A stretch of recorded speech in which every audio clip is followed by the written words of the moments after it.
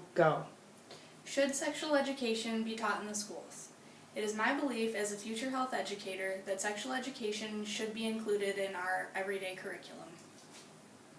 Now, I'm sure we've all seen the movie Varsity Blues and can think back to when they're sitting in health education class and their health education teacher asks them for slang terms for masturbation.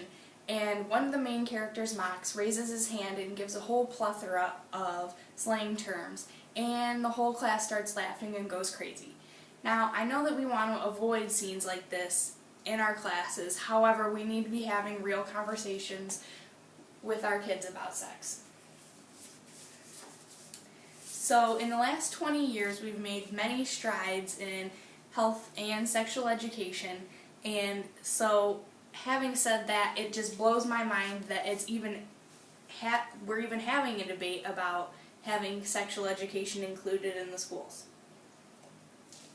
So, having said that, I'm sure that all of us sitting here have had some sort of experience with sexual education, whether it was the birds and the bees talk with your parents, or it was an in-depth conversation with a sexual educator.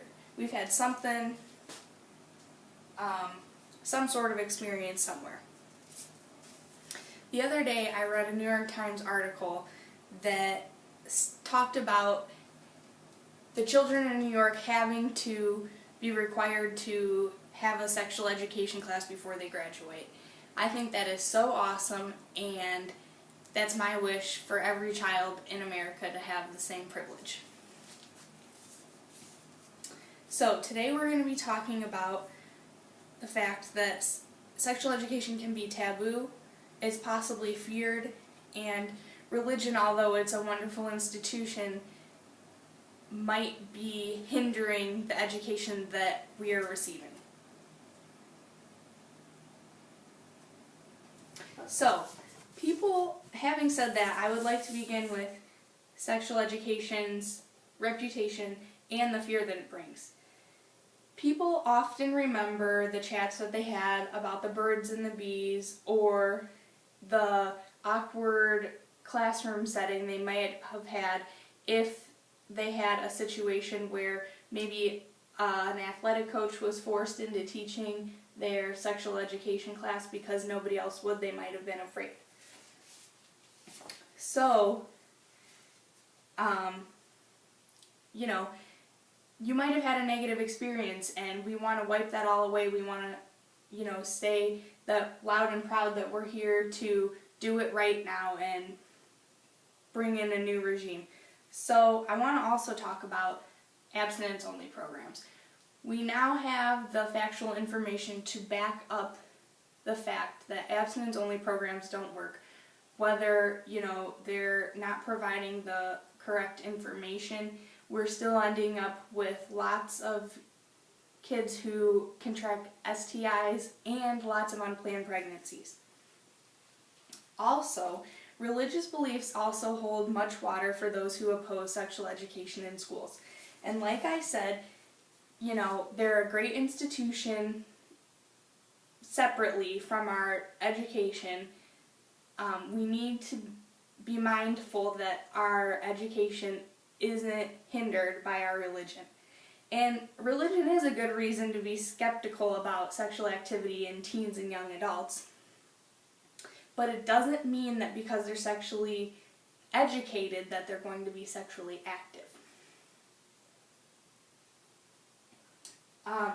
Children who don't know enough information, don't know the facts, can live in fear about what they don't know, and it's never a good idea to lie to them about sexual education. The CDC says that sex ed classes do work and they do delay sex. In essence, it would be doing our children a disservice to refrain from educating them formally about sexual education. So, like I said about Varsity Blues, we want to avoid those types of scenes, but we would also like to be having real conversations with our kids. It's no longer the dark ages. We have the proper personnel and the proper resources. We're also standards driven and required to be certified by the state. So, like I said, we're pulled out of the dark ages, and this is good stuff. We're doing good things now. So, our supports that are upheld will be factual and crucial to life as a young adult. Now, one last thing as a takeaway, 93% of parents back us in having sexual education in the classroom. So I'm talking to that 7% of you that are just questioning it and not okay with it. I want you to remember how important sexual education is.